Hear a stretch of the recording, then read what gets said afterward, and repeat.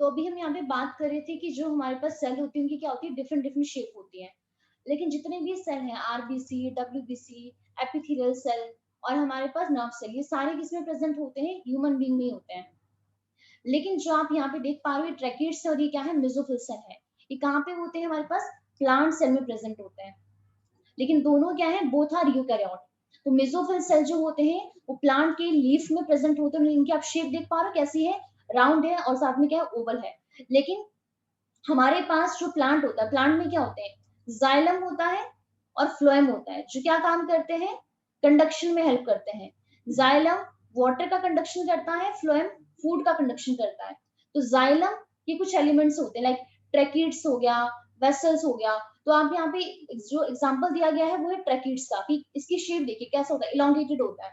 तो कहने का मतलब ये है कि एक ऑर्गेनिज्म के अंदर क्या होते हैं, डिफरेंट डिफरेंट टाइप के सेल होते हैं, और उनकी शेप भी वेरी करती है। और वेरी क्यों करती है, क्योंकि सबका फंक्शन क्या होता है, डिफरेंट होता है। अब अगर हम बात करते हैं सबसे बड़े सेल की, कि लार्जेस्ट सेल कौन सा है, तो यहाँ पे जो ये एग आप देख पा रहे हो, ये एग किसका है, ऑस्ट्रिच का एग है। ये सबसे बड़ा सेल है। देखिए बाकी सेल काफी छोटे हैं इसके कंपैरिजन में। तो एग जो होता है ऑस्ट्रिच का, वो क्या होता है, लार्जेस्ट सेल होता है, जिसका साइज कितना आप देख सकते हो कि इसका डायमीटर होता है 6 इंच, इसका शेल के साथ। अगर आप इसका शेल निकाल दो तो फिर होता है इसका 3 इंचेस विदाउट शेल। उसके अलावा अगर हम बात करते हैं सबसे छोटे सेल की, तो अभी अभी हमने बात की थी पीपीएलओ। मैंने आपको बताया था कि जो पीपीएलओ है, इसी को ही कहते हैं माइकोप्लाज्मा। पीपीएलओ क्या है, प्लूरो न्यूमोनिया लाइक ऑर्गेनिज्म। ये सबसे छोटा सेल है और इसका डायमीटर कितना है, 0.1 माइक्रोमीटर का। और किसको बिलोंग करता है, प्रोकैरियोट को बिलोंग करता है। और इसमें सेल वॉल प्रेजेंट नहीं होती है, ये काफी इंपॉर्टेंट पॉइंट है। जो प्रोकैरियोट है उन सबके मेंबर में हमें सेल वॉल देखने को मिलती है। लेकिन माइकोप्लाज्मा भी प्रोकैरियोटिक ही है, मोनेरा को ही बिलोंग करता है, लेकिन यहाँ पर सेल वॉल प्रेजेंट नहीं होती है। तो प्लीज इसका ध्यान रखना। उसके अलावा जो आरबीसी है, ह्यूमन बीइंग के अंदर जो सबसे छोटे सेल होते हैं वो होते हैं आरबीसी। ओवरऑल सबसे छोटे सेल कौन से हैं, पीपीएलओ, जिसे माइक्रोप्लाज्मा भी कहते हैं। लेकिन अगर हम ह्यूमन बीइंग की बात करते हैं तो ह्यूमन बीइंग में जो सबसे छोटा सेल है वो कौन सा होता है, आरबीसी होता है, जिसका डायमीटर कितना है, 7.0 माइक्रोमीटर उसका डायमीटर है। और कल ही हमने इसकी भी बात की थी कि जो हमारे पास एंटन वॉन लिवनहॉक है, उन्होंने सबसे पहले लिविंग सेल को स्टडी किया था। कौन सा सेल था वो, आपका आरबीसी ही था। उसके बाद न्यूरॉन है। तो जो न्यूरॉन होता है वो सबसे आपका लॉन्गेस्ट सेल होता है। अब प्लीज यहाँ पे एक होता है लार्जेस्ट सेल, जो सबसे बड़ा है। सबसे बड़ा सेल कौन सा है, एग ऑफ ऑस्ट्रिच। लेकिन हम बात करें लेंथ की, कि लेंथ वाइज सबसे बड़ा कौन है, तो वो है न्यूरॉन। लॉन्गेस्ट सेल क्या होते हैं, न्यूरॉन होते हैं, जो आप इस फोटो में यहाँ पे देख सकते हो। ठीक है, जो हमारे नर्वस सिस्टम का पार्ट होते हैं। उसके अलावा अभी हमने बात की कि सेल की क्या होती है, डिफरेंट डिफरेंट शेप होती है। और वो डिपेंड करता है कि वो जो शेप उसकी वैसे क्यों है, कि वो एक्चुअल में क्या फंक्शन वहां पे परफॉर्म कर रहा है। तो कैसी कैसी शेप होती है, सबसे पहले देख पा रहे हो ये शेप कैसी है, ओवल शेप है। ठीक है, और ये किसकी होती है ओवल शेप, एल्गी की। आपने देखी होगी इस एल्गी का नाम क्या है, क्लैमिडोमोनास। ग्रीन एल्गी होती है और शेप कैसी है, ओवल है। उसके बाद ये जो आप ये देख पा रहे हो, इसका ये कप शेप का, ये पूरा इसका क्लोरोप्लास्ट होता है। ये भी कई बार पूछा जाता है कि कप शेप का क्लोरोप्लास्ट किसका होता है, तो आंसर होता है क्लैमिडोमोनास, जो क्या है हमारे पास, it is a green algae. उसके बाद बहुत सारे सेल ऐसे होते हैं जिनकी शेप क्या होती है, इरेगुलर होती है। तो अभी अभी हमने बात की थी कि हमारी बॉडी में जो डब्ल्यूबीसी होते हैं ना, व्हाइट ब्लड सेल, मोस्टली उनकी शेप क्या देखी गई है, इरेगुलर होती है। जैसे आप देख सकते हो यहाँ पे मोनोसाइट्स, ये भी हमारे पास किसका टाइप होते हैं, डब्ल्यूबीसी का ही टाइप होते हैं। इजिनोफिल्स, आपके बेसोफिल्स, न्यूट्रोफिल, लिम्फोसाइट, ये जितने भी व्हाइट ब्लड सेल्स हैं सारे क्या होते हैं, इरेगुलर शेप के होते हैं। और यहाँ पे ये कौन है, अमीबा। अमीबा की शेप भी कैसी होती है, इरेगुलर ही होती है। उसके बाद यहाँ पे कुछ हमारे पास कुछ की शेप कैसी होती है, ऑब्लोंग। एग्जांपल है पैरामीशियम। पैरामीशियम को हम स्लीपर ऑर्गेनिज्म भी कहते हैं, क्योंकि आप देख सकते हो उसकी शेप कैसी होती है, स्लीपर लाइक होती है। और शेप कैसी है, ऑब्लोंग है। उसके अलावा कुछ सेल कैसे होते हैं हमारे पास, इलोंगेटेड होते हैं। एग्जाम्पल है मसल सेल। तो जो हमारे मसल सेल है उनकी शेप ऐसी होती है, इलोंगेटेड, सॉरी इस तरीके की। क्योंकि इनके जो एंड होते हैं ना वो आपके पूरे टेपरिंग एंड होते हैं। दिख रहे हैं आपको ये एंड कैसे टेपरिंग है। तो ये कौन से सेल होते हैं, इलोंगेटेड होते हैं, मसल सेल। उसके अलावा हमने कहा भी जो इलोंगेटेड है, जो आपका थ्रेड लाइक है, उसमें हमारे पास चले आते हैं नर्व सेल। तो हमने यहाँ पे एक चीज नोटिस की कि जो इतने सारे सेल हैं, सारे के सारे सेल की शेप क्या होती है, डिफरेंट डिफरेंट होती है। अभी इतने सारे सेल हैं और सारे सेल की शेप डिफरेंट क्यों है? तो वही बात है कि इन सारे सेल का फंक्शन क्या होता है, डिफरेंट होता है। अब इन्होंने क्या फंक्शन परफॉर्म करना है, उसी की बेसिस पे क्या होती है, इनकी शेप होती है। ठीक है। अब यहाँ पे अगर हम बात करते हैं मल्टी सेलुलर ऑर्गेनिज्म की कॉम्प्लेक्सिटी की बात करते हैं। कल भी बात की थी कि एक अगर हमें किसी की बॉडी से भी एक सिंगल सेल निकालते हैं, अगर उन सारे सेल को अगर हम कंबाइन करते हैं, ग्रुप ऑफ सेल को हम कहते हैं टिश्यू। टिश्यू क्या बनाता है, ऑर्गन बनाता है। ऑर्गन से ऑर्गन सिस्टम बनता है, ऑर्गन सिस्टम से क्या बनता है, एक ऑर्गेनिज्म का फॉर्मेशन होता है। अब यहाँ पर हम जो डिटेल में करने वाले हैं वो हमारे पास प्रोकैरियोटिक सेल ही है, जिसके बारे में अभी हमने काफी अच्छा खासा आइडिया तो ले ही लिया है। आपने इस डायग्राम को देख भी लिया है कि इसमें क्या क्या चीजें प्रेजेंट होती है। अभी मैंने आपको सारी चीजें बताई कि आउटर लेयर क्या होती है हमारे पास, ग्लाइकोकैलिक्स उसको हम बोलते हैं, उसका सेल वॉल होती है, उसका हमारे पास प्लाज्मा मेम्ब्रेन होती है। बट थ्योरी भी अभी करेंगे। एक बार यहाँ पे कुछ और देख लेते हैं, यहाँ पे कुछ फिगर्स वगैरह। तो सबसे पहले हम यहाँ पे क्या चीज अभी डिस्कस करेंगे डिटेल में, प्रोकैरियोटिक सेल के बारे में करेंगे। तो पहले तो यही देख लेते हैं कि प्रोकैरियोटिक सेल में को रिप्रेजेंट कौन कौन से ऑर्गेनिज्म करते हैं। जितने भी बैक्टीरिया हैं, सारे के सारे बैक्टीरिया के अंदर प्रोकैरियोटिक सेल ही होता है। उसके बाद सेकंड आता है ब्लू ग्रीन एल्गी। तो ब्लू ग्रीन एल्गी किसका नाम होता है, साइनोबैक्टीरिया का। साइनोबैक्टीरिया को ही कॉमनली हम क्या कहते हैं, ब्लू ग्रीन एल्गी कहते हैं। लेकिन साइनोबैक्टीरिया एक एल्गी नहीं है, ये क्या है, बैक्टीरिया है, इसका भी ध्यान रखना। अभी अभी हमने बात की माइकोप्लाज्मा की। माइकोप्लाज्मा को ही पीपीएलओ कहते हैं, प्लूरो निमोनिया लाइक ऑर्गेनिज्म, क्योंकि ह्यूमन बीइंग के अंदर ये निमोनिया डिजीज को कॉज करता है। लेकिन जो पीपीएलओ है, माइकोप्लाज्मा है, ये बहुत ही स्मॉलर होता है, बहुत ही ज्यादा छोटा। लेकिन अगर हम बात करते हैं मल्टीप्लीकेशन की, तो इनका जो मल्टीप्लीकेशन होता है वो यूकैरियोट की कंपैरिजन में काफी ज्यादा होता है। लेकिन हमने क्या देखा कि हमारे पास ये जो बैक्टीरिया है, जो प्रोकैरियोटिक सेल को बिलोंग करते हैं, इनके डिफरेंट डिफरेंट शेप होती है, जो आप यहाँ पे इस डायग्राम में देख सकते हो। कुछ बैक्टीरिया हमारे पास कैसे होते हैं, स्फेरिकल शेप के होते हैं। ये वाले देखिए, जो स्फेरिकल शेप के होते हैं उन्हें हम कहते हैं कोकाई। जिनकी शेप रॉड शेप होती है उनको हम कहते हैं बेसिलाई। और एक्चुअली ग्रुप को बोलते हैं कोकाई। और अगर हम एक सिंगल की बात करेंगे उसे हम कहते हैं कोकस। ग्रुप ऑफ जिनकी रॉड शेप है और जो ग्रुप है उस ग्रुप को कहते हैं बेसिलाई, लेकिन एक सिंगल को कहते हैं बेसिलस। उसके बाद एक होते हैं स्पाइरल शेप के, स्पाइरल शेप को बोलते हैं स्पाइरेला और सिंगल को बोलते हैं स्पाइरुलम। और जो हमारे पास एक कॉमा शेप के होते हैं इन्हें हम कहते हैं विब्रियो। तो जो जितने भी बैक्टीरिया हैं उनकी क्या होती है, डिफरेंट डिफरेंट शेप्स होती हैं। तो यहाँ पे देखिए लाइन में वही लिखा गया है कि जितने भी जो बैक्टीरिया हैं, दे में very greatly in shape and size. वो अपने शेप में भी अपने साइज में भी क्या करते हैं, वेरी करते हैं, वेरिएशन होता है। तो कौन कौन सी हमारे पास 4 बेसिक शेप होती है। पहली शेप आती है रॉड लाइक, रॉड शेप होती है, क्या कहते हैं उनको, बेसिलस कहते हैं। फिर होती है स्फेरिकल शेप जिन्हें कहते हैं कोकस, कॉमा शेप वाले को बोलते हैं विब्रियो, एंड जो स्पाइरल शेप होती है उसे कहते हैं स्पाइरुलम। लेकिन यहाँ पे क्या है, जो ऑर्गेनाइजेशन जो है प्रोकैरियोटिक सेल का, वो क्या होता है, फंडामेंटली मतलब बेसिकली सिमिलर होता है बाकी प्रोकैरियोटिक के कंपैरिजन में। लेकिन इनमें किस किस में वेरिएशन देखा गया है, शेप की बेसिस पे। तो हमने ये बात भी यहाँ पे डिस्कस कर ली कि all prokaryote have a cell wall surrounding the cell membrane except in the mycoplasma. तो ये लाइन भी अगेन काफी ज्यादा इंपॉर्टेंट है। अभी अभी हमने बात की कि जो हमारे पास माइकोप्लाज्मा है वो सबसे छोटा सेल होता है, 0.7 माइक्रोमीटर उसका डायमीटर होता है, प्रोकैरियोट को बिलोंग करता है, लेकिन सेल वॉल वहां पे प्रेजेंट नहीं होती है। ठीक है। इसके अलावा जितने भी प्रोकैरियोटिक सेल है वहां पे कोई भी वेल डिफाइंड न्यूक्लियस नहीं होता है। जो आपका जेनेटिक मटेरियल होता है वो कैसा होता है, बेसिकली नेकेड होता है। कोई भी उसको न्यूक्लियर मेम्ब्रेन, न्यूक्लियस की मेम्ब्रेन उसको कवर नहीं करती है। आई होप आपको ये सारी लाइनें समझ में आ रही होगी, क्योंकि हम ये सारा पोर्शन आपका डायग्राम के थ्रू डील कर चुके हैं। कोई डाउट तो नहीं है इसमें आपको? No ma'am. अब उसके बाद आप देखिए यहाँ पे हमारे पास इस बैक्टीरिया के पास क्या है, एक तो यही है क्रोमोसोमल डीएनए, ठीक है, जिसे हम कहते हैं न्यूक्लियोइड। लेकिन इस क्रोमोसोमल डीएनए के अलावा बैक्टीरिया के पास एक डीएनए और होता है, ठीक है, उस डीएनए को हम कहते हैं प्लाज्मिड। और इसी प्लाज्मिक डीएनए को हम कहते हैं extra chromosomal DNA.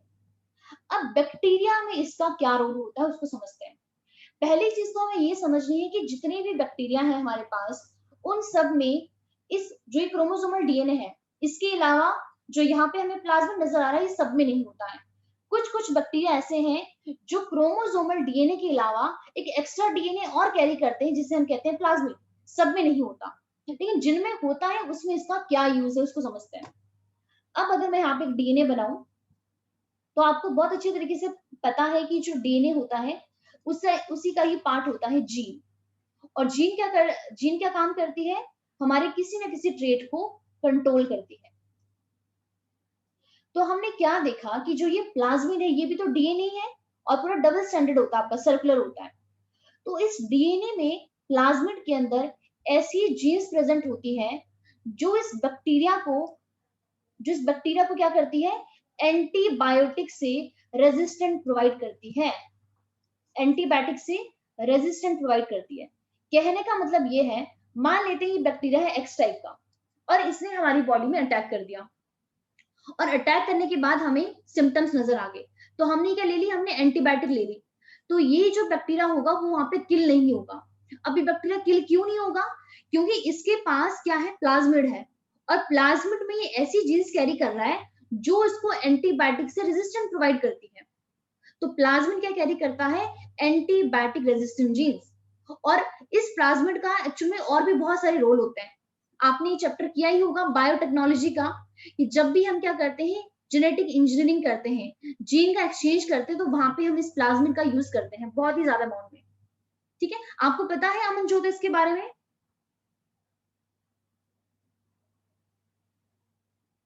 No ma'am. अच्छा, नहीं पता है, चलो कोई बात नहीं, आपको बाद में पता चल जाएगा, क्योंकि आप +2 में ये चैप्टर पढ़ोगे। एक पूरे इसके 2 चैप्टर हैं बायोटेक्नोलॉजी के। उसमें हम क्या करते हैं कि जब भी हमें कुछ, मतलब ये समझ लो कि मान लेते हैं हमें ना एक एक्स ऑर्गेनिज्म है, उसका कोई भी करेक्टर हम चाहते हैं एक वाई ऑर्गेनिज्म के अंदर।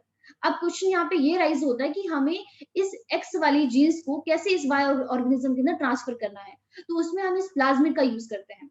अब प्लाज्मिड का ही यूज क्यों करते हैं, उसका रीजन ये है, थोड़ा सा यहाँ पे आपको शॉर्ट में बता देती हूँ मैं, कि हमारे पास ये जो प्लाज्मिड है, अगर इसको अपना नंबर बढ़ाना है, रेप्लिकेट करना है, ये बिल्कुल भी अपनी इस बैक्टीरिया के साइटोप्लाज्म के ऊपर डिपेंड नहीं होता है। ये इंडिपेंडेंट मैनर में रेप्लिकेशन कर सकता है, अपना नंबर बढ़ा सकता है, मतलब इसको किसी की जरूरत नहीं होती है।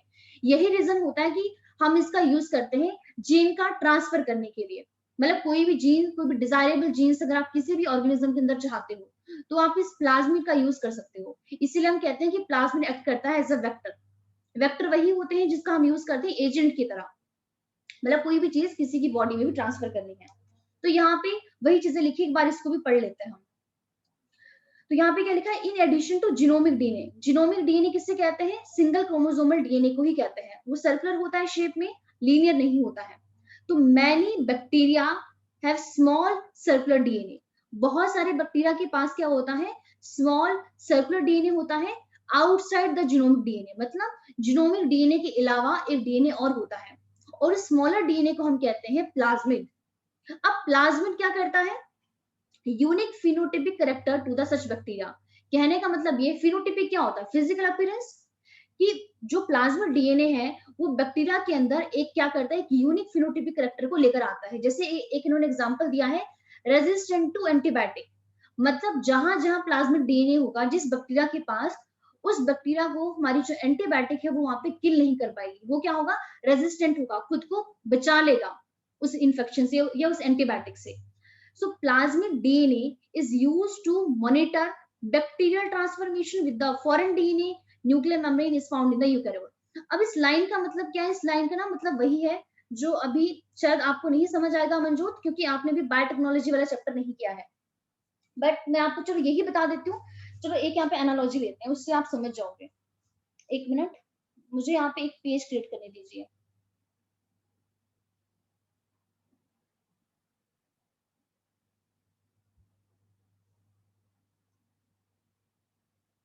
जैसे हमारे पास ये एक बैक्टीरिया है, ठीक है, इसके पास क्या है, एक तो क्रोमोसोमल डीएनए है ये वाला, और इसके पास एक क्या है, ये प्लाज्मिड है। अब जैसे आपको पता है कि बहुत टाइम से लोगों को इंसुलिन से रिलेटेड प्रॉब्लम आ रही थी कि जो एक ह्यूमन बीइंग है वो नॉर्मली इंसुलिन का प्रोडक्शन नहीं कर पा रहे थे। एंड जो इंसुलिन क्या है, एक हार्मोन है जो बहुत इंपॉर्टेंट होता है हमारे ब्लड के अंदर ग्लूकोज के लेवल को डाउन करने के लिए। आपको इसके बारे में पता होगा। ठीक है, ग्लूकोज के लेवल क्या करता है, डाउन करता है ब्लड में। कौन? इंसुलिन एक हार्मोन है जिसको कौन प्रोड्यूस करता है, पेनक्रिया प्रोड्यूस करती है। पेनक्रिया के सेल ही प्रोड्यूस करते हैं इंसुलिन को। अब क्या है कि ह्यूमन बीइंग में नेचुरल प्रोसेस से इंसुलिन प्रोड्यूस हो नहीं पा रहा है। एंड इंसुलिन है क्या, प्रोटीन ही तो है, एक प्रोटीन हार्मोन है, पढ़ा होगा आपने। अब सोचो कि जिस जिस ह्यूमन बीइंग में पेनक्रिया जो है इंसुलिन का प्रोडक्शन कर पा रही है, इसका मतलब क्या है, मान लेते हैं ये एक ऑर्गेनिज्म है कि जो ये पर्सन है इसके डीएनए में इंसुलिन का प्रोडक्शन करने वाली जीन्स है, और ऐसे ह्यूमन बीइंग जो इंसुलिन प्रोड्यूस कर ही नहीं पा रहे, उनके पास क्या है, डीएनए के अंदर वो जीन ही नहीं है जो इंसुलिन का प्रोडक्शन कर पाए। तो हमने देखिए यहाँ पे क्या काम किया, जो हमारे पास ऐसे ह्यूमन बीइंग थे जो क्या काम कर रहे थे, जिनके डीएनए में इंसुलिन का प्रोडक्शन करने के लिए जीन्स थी, हमने क्या काम किया, इस ह्यूमन बीइंग से उस डीएनए को ले लिया, उस डीएनए वाली जीन्स को ले लिया, और जीन को हमने यहाँ पे कट किया। मान लेते हैं डीएनए का ये वाला सेगमेंट था, हमने इसको कट कर दिया। इतना सा पीस किसका है, ये डीएनए का वो पार्ट है जो क्या इंफॉर्मेशन कंटेन कर रहा है, इंसुलिन का प्रोडक्शन। अब इस केस में हम जाते हैं बैक्टीरिया के पास। अब हमने क्या देखा कि जो ये बैक्टीरिया है इसका जो प्लाज्मिड है वो कैसे रेप्लिकेट करता है, इंडिपेंडेंट मैनर में रेप्लिकेट करता है। मतलब इस क्रोमोसोमल डीएनए के ऊपर या इसकी मशीनरी के ऊपर डिपेंड नहीं होता है अपना नंबर बढ़ाने के लिए।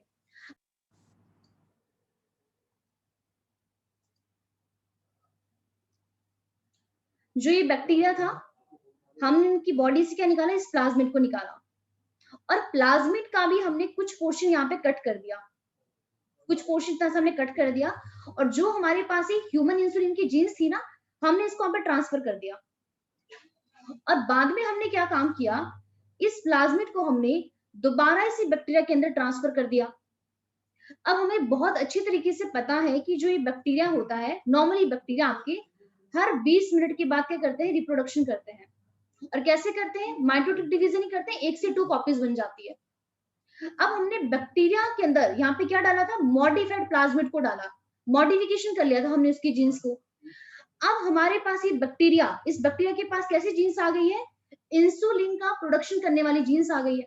अब जितनी बार ये बैक्टीरिया आपका रिप्रोड्यूस करेगा, तो ये जो आपका प्लाज्मिड होगा ये भी यहाँ पे रेप्लिकेट करेगा, और साथ ही साथ में क्या प्रोड्यूस करना शुरू कर देगा, इंसुलिन को प्रोड्यूस करना शुरू कर देगा।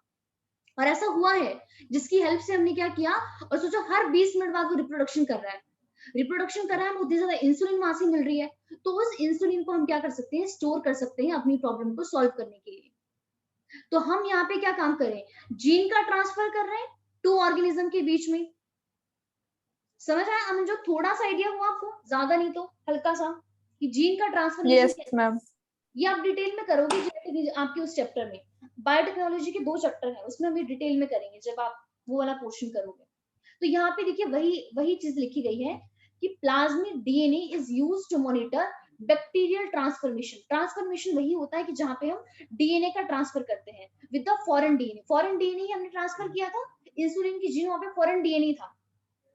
अब नेक्स्ट यहाँ पे लाइन क्या बोल रहा है कि जो न्यूक्लियर मेम्ब्रेन होती है is found in the eukaryote. तो वो भी अभी हमने देखा कि हमारे पास जो प्रोकैरियोट है वहां पे न्यूक्लियर मेम्ब्रेन नहीं होती है, लेकिन यूकैरियोट के अंदर होती है। No organelle like ones in the eukaryote. अब यूकैरियोट में कौन कौन सी ऑर्गेनेली होती है, आपकी गोल्जी बॉडी, माइटोकॉन्ड्रिया, सब कुछ होता है यूकैरियोट में, लेकिन हमारे पास वो प्रोकैरियोट में कुछ भी नहीं होता है एक्सेप्ट फॉर द राइबोसोम। तो ये काफी इंपॉर्टेंट है, राइबोसोम्स प्रेजेंट होते हैं। Prokaryotes have something unique in form of the inclusion। इसका मीनिंग भी आपको भी बताऊंगी। अब सबसे पहले एक डायग्राम और देखते हैं।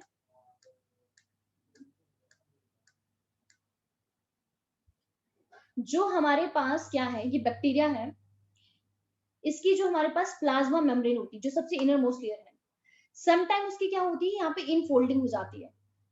इस इनफोल्डिंग को हम कहते हैं मीजोजोम। ठीक है, और ये जो मेसोजोम होता है इसका बहुत ही इंपॉर्टेंट रोल देखा गया है कि जो बैक्टीरिया के अंदर ये सेल वॉल का जो फॉर्मेशन होता है ये मेसोजोम ही करवाता है। इसके अलावा मेन काम माइटोकॉन्ड्रिया का क्या होता है? रेस्पिरेशन में, एरोबिक रेस्पिरेशन में हेल्प करता है हमारे पास माइटोकॉन्ड्रिया। बताइए, एरोबिक रेस्पिरेशन में किसका रोल देखा गया है? माइटोकॉन्ड्रिया का रोल देखा गया है। और एरोबिक रेस्पिरेशन करके मिलता क्या है? एनर्जी मिलती है, एटीपी मिलती है। लेकिन अब इंपॉर्टेंट चीज ये है कि जो ये बैक्टीरिया है इसके पास तो माइटोकॉन्ड्रिया होते ही नहीं है, तो यहाँ पर रेस्पिरेशन कौन करेगा? ओके मनजोत, बस मुझे आप क्या बोलते बस 2 मिनट दीजिए, 2 मिनट में आपको लीव कर देती हूँ, 2 मिनट, ठीक है? तो मैं आपको यहाँ पे क्या चीज बता रही हूँ कि जो हमारे पास, हाँ जी बिल्कुल, जो यहाँ पे हमारे पास ये माइटोकॉन्ड्रिया तो है नहीं बैक्टीरिया के पास, तो यहाँ पे एनर्जी कौन प्रोवाइड करेगा इस बैक्टीरिया को? तो आंसर है मेसोजोम। तो मेसोजोम क्या करते हैं? यही रेस्पिरेशन में हेल्प करते हैं आपके बैक्टीरिया के पास, इधर बैक्टीरिया के केस में, ठीक है? बाकी कोई बात नहीं अमनजोत, आप लीव कर सकते हो, बाकी मैं आपको कल बता दूंगी फिर। Okay ma'am. तो कोई बात नहीं गौरी, आप ही को मैं बता देती हूँ। अब देखो, आपको तो ऐसे काफी कुछ पता ही है इन सारी चीजों के बारे में। तो हमारे पास ये जो मेसोजोम किसकी इनफोल्डिंग होती है? प्लाज्मा मेम्ब्रेन की ही इनफोल्डिंग होती है। काम क्या होता है कि हमारे पास यहाँ पे जो सेल वॉल जो बनती है इसके साथ ही तो बनती है। ये सबसे बाहर थी ग्लाइकोकैलिक्स, मिडल में थी सेल वॉल, और सबसे अंदर कौन थी हमारे पास? Plasma membrane. तो ये जो सेल वॉल के जो कंपोनेंट्स होते हैं उसकी फॉर्मेशन कौन करता है? मेसोजोम ही करता है। तो पहला हमने क्या कहा? सेल वॉल की फॉर्मेशन में हेल्प करती है। सेकंड फंक्शन क्या होता है? रेस्पिरेशन करना, जो नॉर्मली यूकैरियोट में कौन करता है? माइटोकॉन्ड्रिया करते हैं। लेकिन यहाँ पर हमने क्या देखा कि रेस्पिरेशन कौन करता है? मेसोजोम ही करते हैं। अब एक इसका बहुत इंपॉर्टेंट फंक्शन है कि हमारे पास ये जो बैक्टीरिया है, बैक्टीरिया के पास तो एक ही न्यूक्लियोइड है, जब ये रेप्लिकेशन करेगा ये यहाँ पे 2 बैक्टीरिया बनाएगा। तो हम यहाँ पे क्या चीज देखते हैं कि जब यहाँ पे ये 2 बैक्टीरिया की फॉर्मेशन हो रही है, तो जो हमारे पास ये न्यूक्लियोइड है हम चाहते हैं कि इक्वल क्वांटिटी में डिस्ट्रीब्यूट हो। जितना न्यूक्लियर मटेरियल इसको मिले उतना ही इसको भी मिले, तो इक्वल डिस्ट्रीब्यूशन होना चाहिए न्यूक्लियर मटेरियल का। तो वो भी कौन करता है? मेसोजोम ही करता है। तो मेसोजोम के हमने यहाँ पे 3 फंक्शन देख लिए। पहला सेल वॉल की फॉर्मेशन, सेकंड रेस्पिरेशन, और थर्ड हो गया हमारे पास कि जब डॉटर सेल में आपका न्यूक्लियर मटेरियल आकर डिस्ट्रीब्यूट हो रहा तो वो क्या होगा? आपका इक्वल क्वांटिटी में होगा। एक बार फिर भी देख लेते हैं अगर यहाँ पे कुछ भी आपका मिस हो गया है।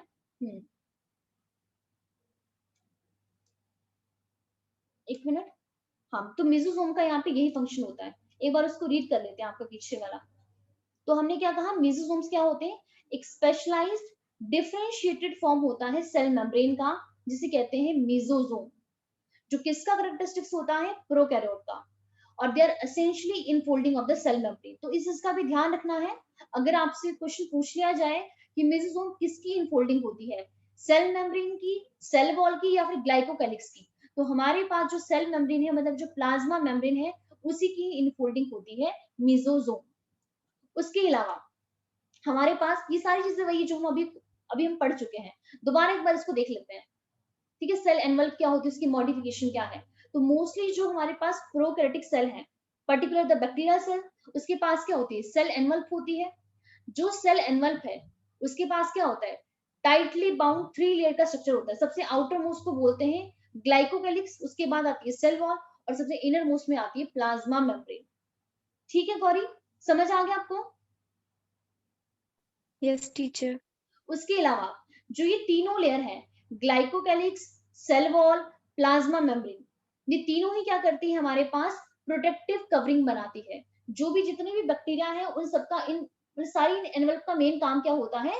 प्रोटेक्शन प्रोवाइड करना। अब ऐसा नहीं कि ओनली प्रोटेक्शन का ही काम होता है, सारी लेयर का अपना एक इंडिविजुअल फंक्शन भी होता है। जितनी भी लेयर है ना, each layer of the envelope perform the distinct function, लेकिन एक कॉमन फंक्शन होता है, वो उसका नाम है प्रोटेक्शन। प्रोटेक्शन तीनों ही प्रोवाइड करेगी, बाकी फंक्शन अलग अलग होते हैं।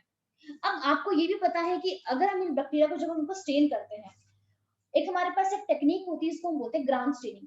तो ग्राम स्टेनिंग में जो हमें कलर देते हैं उसे हम कहते हैं ग्राम पॉजिटिव बैक्टीरिया, और जो कलर नहीं देते उसे हम कहते हैं ग्राम नेगेटिव बैक्टीरिया। ठीक है, उसके बाद यहाँ पे ऐसे गौरी आप इसको खुद ही देखिए, आपको तो ऐसे सारी चीजें खुद ही समझ में आ जाएगी, क्योंकि आपने तो सारा क्वेश्चन पहले ही किया हुआ है। जो भी हमने पढ़ा है यहाँ पर वही चीजें लिखी गई सारी, कि ग्लाइकोकेलिस को हम थिकनेस के बेसिस पे भी डिफरेंशिएट कर सकते हैं। अगर लूज शीट होगी स्लाइम लेयर बोलेंगे, अगर टफ है तो उसको कैप्सूल बोलेंगे।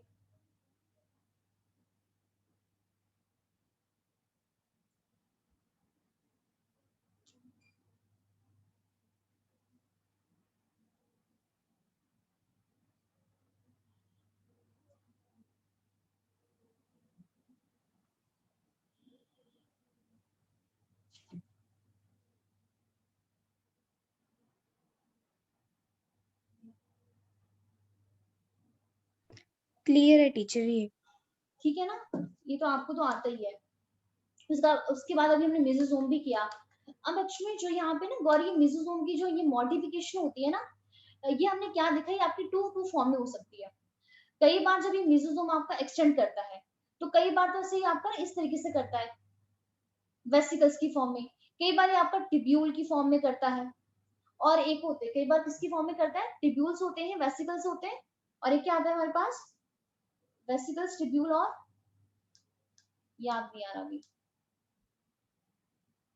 हाँ आपका लेमिला। तो इनकी जो एक्सटेंशन होती है आपका वो वेसिकल, टिब्यूल एंड आपका लेमिला की फॉर्म में हो सकती है। तो अभी अभी हमने यहाँ पे ये भी देखा मेसोसोम क्या होता है, हमारे पास एक स्पेशल मेम्ब्रेनस स्ट्रक्चर होता है जिसे कहते हैं मेसोसोम, जो किससे बनता है, extension of the plasma membrane into the cell, तो सेल के अंदर ही बन रहा है। अब ये जो एक्सटेंशन है आपका वेसिकल की फॉर्म में हो सकता है, टिब्यूल की फॉर्म में हो सकता है, लेमिला की फॉर्म में हो सकता है। और ये मेसोसोम किस किस में हेल्प करती है, सेल वॉल की फॉर्मेशन में, डीएनए की रेप्लिकेशन में भी, और जब उस डीएनए का रेप्लिकेशन होना है डॉटर सेल में तो उसके डिस्ट्रीब्यूशन में भी हेल्प करती है, ताकि उनको इक्वल इक्वल मटेरियल मिले। रेस्पिरेशन में भी हेल्प करती है। तो ये तो बहुत ही इंपॉर्टेंट पॉइंट है कि मेसोसोम कौन सा फंक्शन परफॉर्म करता है, माइटोकॉन्ड्रिया वाला फंक्शन परफॉर्म करता है। और आपने देखा होगा ये क्वेश्चन पहले भी पूछा गया है कि प्रोकैरियोट में माइटोकॉन्ड्रिया का फंक्शन कौन परफॉर्म करता है, तो आंसर क्या होता है, मेसोसोम। इसके अलावा हमारे पास जो प्लाज्मा मेम्ब्रेन होती है उसका ये सरफेस ये इंक्रीज कर देती है, ताकि जो भी वहां पे एंजाइमेटिक कंटेंट हो, रिलीज हो रहे हो, वो क्या हो आपकी ज्यादा क्वांटिटी में हो। तो सिक्रीशन प्रोसेस में भी इसका रोल देखा गया है। ठीक है, उसके बाद हमारे पास यहाँ पे एक मिनट और ये तो डबल डबल टाइम, ठीक है। उसके बाद हमारे पास यहाँ पे क्या होते हैं, बहुत सारे बैक्टीरिया क्या होते हैं आपके, फोटोसिंथेटिक होते हैं और खुद फोटोसिंथेसिस करते हैं, अपना फूड खुद बनाते हैं। तो फूड बनाने के लिए उन्हें क्या चाहिए, कुछ ना कुछ पिगमेंट चाहिए। तो हमारे पास यहाँ पे क्या देखा गया है कि जो बैक्टीरिया होता है इसकी प्लाज्मा मेम्ब्रेन की ही एक्सटेंशन होती है इनफोल्डिंग, और उसे हम कहते हैं क्रोमेटोफोर। क्रोमेटोफोर, तो क्रोमेटोफोर से ही पता चल रहा है जो कलर बियर करने वाला, और कलर कौन बियर करता है, पिगमेंट ही बियर करते हैं। तो हमारे पास प्लाज्मा मेम्ब्रेन की ही एक्सटेंशन किसमें होती है, क्रोमेटोफोर में, मतलब वो क्रोमेटोफोर बनाता है जो उसको एक कलर प्रोवाइड करता है। ठीक है, तो यहाँ पर हमारे पास वही चीज मेंशन है कि बहुत सारे प्रोकैरियोट ऐसे होते हैं लाइक साइनोबैक्टीरिया। अब आपको पता ही है कि साइनोबैक्टीरिया ही क्या होता है, फोटोसिंथेटिक होता है, वो अपना खाना खुद बनाता है। तो यहाँ पे वही चीज मेंशन है, in some prokaryote like cyanobacteria there are other membranous extension into the cytoplasm.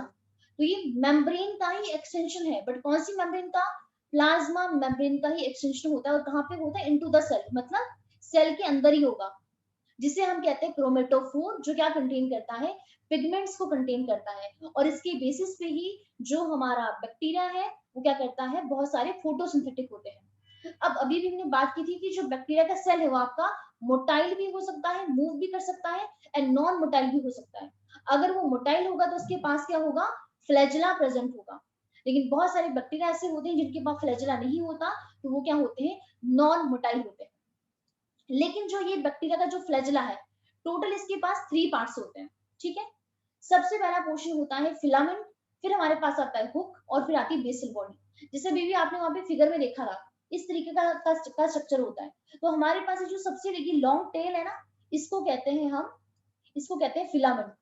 तो फिलामेंट ही क्या होता है, फ्लैजिला का सबसे लॉन्गेस्ट पोर्शन होता है, और हमारे पास यहाँ पे जो छोटा सा पोर्शन होता है ना, यहीं पे हमारे पास होती है बेसल बॉडी, और हुक भी यहीं पे ही होता है। बेसल बॉडी और हुक हमारे पास जो सेल मेम्ब्रेन होती है ना, उसी में ही एक्सटेंड, उसी में वहीं पे प्रेजेंट होते हैं, लेकिन जो बाहर निकलता है ना, उसको हम कहते हैं फिलामेंट। तो हमारे पास जो फ्लैजिला, उसके टोटल 3 पोर्शन होते हैं, filament, hook and the basal body. Filament आपका सबसे लॉन्गेस्ट पोर्शन होता है, जो कहां से एक्सटेंड होता है, cell surface to the outside. तो इससे हमें साफ साफ पता ये चलता है कि फिलामेंट ही आपका बाहर की तरफ एक्सटेंड हो रहा है, जो हमारे पास बेसल बॉडी होती है, जो हुक होता है, वो आपका अंदर ही प्रेजेंट होता है, सेल के अंदर। इसके अलावा हमने बात की थी अभी कि पिलाए और फिम्बरी भी होते हैं, लेकिन इनका कोई भी रोल नहीं होता है लोकोमोशन में, मूवमेंट में, मोटिलिटी में। फ्लैजिला के अलावा पिलाए फिम्बरी का कोई रोल नहीं देखा गया है, लेकिन इसका रोल क्या होता है, ओनली किसमें हेल्प करना है, अटैचमेंट में। जब भी किसी को होस्ट के टिश्यू के साथ अटैच होना है, अटैचमेंट होना है, तो अटैचमेंट में हमारे पास पिलाए और फिम्बरी ही हेल्प करते हैं। तो पिलाए क्या होता है, ट्यूब लाइक स्ट्रक्चर होता है, जो आपका एक स्पेशल प्रोटीन का बना होता है, और इस प्रोटीन को हम कहते हैं पिलिन प्रोटीन या पाइलिन प्रोटीन कहते हैं। हमारे पास फिम्बरी भी क्या होते हैं, स्मॉल ब्रिसल्स लाइक फाइबर्स होते हैं, जो आपके सेल से ही एक्सटेंड होते हैं। और कुछ कुछ बैक्टीरिया में जिन में ये प्रेजेंट होते हैं, काम क्या होता है, अटैचमेंट करना, ठीक है, होस्ट की टिश्यू के साथ। क्लियर है गौरी? Yes teacher. उसके बाद हमने बात की थी राइबोसोम। तो राइबोसोम कैसे होते हैं, 70 होते हैं हमारे पास यहाँ पे। और जो आपका 70 होता है, एक तो हमारे पास लार्जर सब यूनिट होती है, एक होती है स्मॉलर सब यूनिट। तो लार्जर सब यूनिट कितने की बनी होती है, 50s होती है, और जो स्मॉलर है वो होती है आपकी 30s। तो राइबोसोम जो 70s होते हैं, यहाँ पे आपकी जो लार्जर सब यूनिट है वो होती है 50 की, एंड स्मॉलर होती है 30 की। तो यहाँ पे हमारे पास प्रोकैरियोट के अंदर जो राइबोसोम होते हैं, कैसे होते हैं, 70s टाइप के होते हैं, जिसमें उसकी 2 सब यूनिट होती है, एक होती है 50s जो आपकी लार्जर होती है, और एक होती है स्मॉलर सब यूनिट जिसको बोलते हैं 30s। लेकिन राइबोसोम का मेन काम क्या होता है, प्रोटीन सिंथेसिस करना। अब हमने प्रोकैरियोट के केस में क्या देखा है, अब गौरी आपको तो सारी चीजें पता ही है कि जैसे हमारे पास ये डीएनए है, तो डीएनए क्या बनाता है, आरएनए बनाता है, और आरएनए क्या बनाता है, बाद में प्रोटीन बनाता है ट्रांसलेशन करके। तो जब हमारे पास ये आरएनए प्रोटीन बनाता है, किसके साथ अटैच होता है, राइबोसोम के साथ ही तो अटैच होता है। यहाँ पे ये राइबोसोम है, इसके ऊपर बाइंड होता है। लेकिन हमने प्रोकैरियोट में क्या देखा कि यहाँ पे बहुत सारे राइबोसोम्स होते हैं, बहुत सारे राइबोसोम जो एक सिंगल एमआरएनए को बाइंड करके रखते हैं। तो इसको हम कहते हैं पॉलीराइबोसोम, और इसे ही हम कहते हैं पॉलीजोम। तो राइबोसोम यहाँ पे क्या है, सेवरल राइबोसोम में अटैच टू सिंगल एमआरएनए। एक सिंगल एमआरएनए को बहुत सारे राइबोसोम यहाँ पर पकड़ के रखते हैं, एक चेन बना देते हैं पूरी की पूरी, जिसको हम बोलते हैं पॉलीराइबोसोम एंड पॉलीजोम। एंड इस पॉलीजोम का काम क्या होता है, एमआरएनए को किसके अंदर चेंज करना है, प्रोटीन के अंदर चेंज करना है। तो ये बहुत ही इंपॉर्टेंट पॉइंट है यहाँ पे। इसके अलावा जो हमारे पास ये बैक्टीरिया होता है, अब आपने कहा कि ये क्या होता है, फोटोसिंथेटिक होता है, फूड बनाता है। तो फूड किसी ना किसी फॉर्म में तो बनाएगा ही। तो जिस फॉर्म में वो फूड को बनाता है, स्टोर करता है, उसे हम कहते हैं इंक्लूजन बॉडी। और वो सारी इंक्लूजन बॉडी किसकी फॉर्म में प्रेजेंट होती है बैक्टीरिया में, ग्रेन्यूल्स की फॉर्म में होती है। एक तो राइबोसोम ग्रेन्यूल्स की फॉर्म में होते हैं, इसके अलावा यहाँ पे जो स्टोरेज बॉडी होती है, ये भी हमारे पास फूड ग्रेन्यूल्स की फॉर्म में ही प्रेजेंट होती है।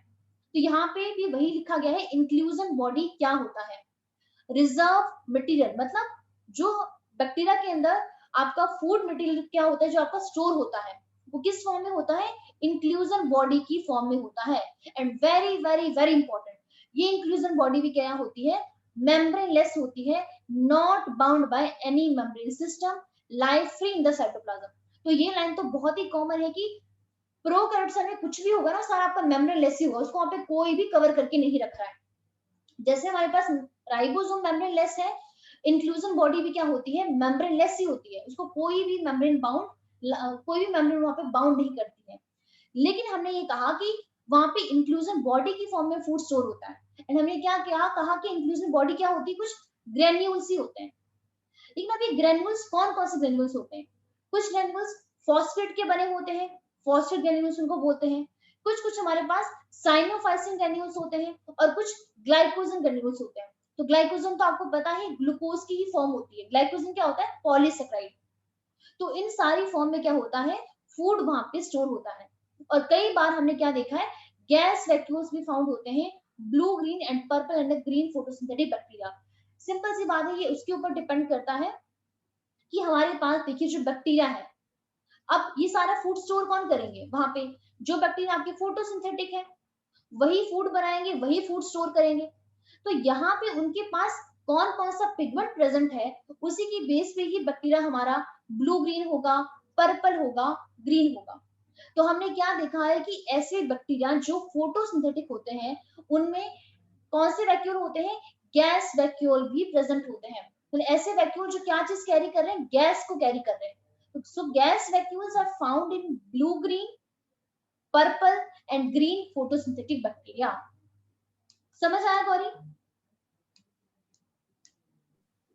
Yes teacher. अब एक पॉइंट आपका ना पीछे और रहता था, उसको भी देख ही लेते हैं। उसमें सारी वही बातें लिखी थी जो अब तक हमने यहाँ पे डिस्कस की है।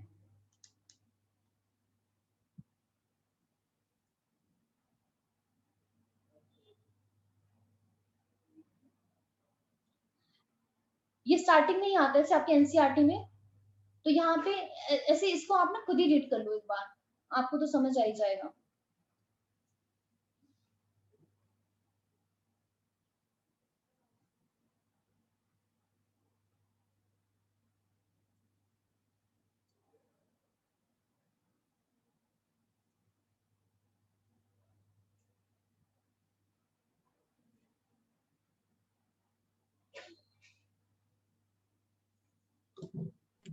टीचर इससे कैसे क्वेश्चंस आते हैं?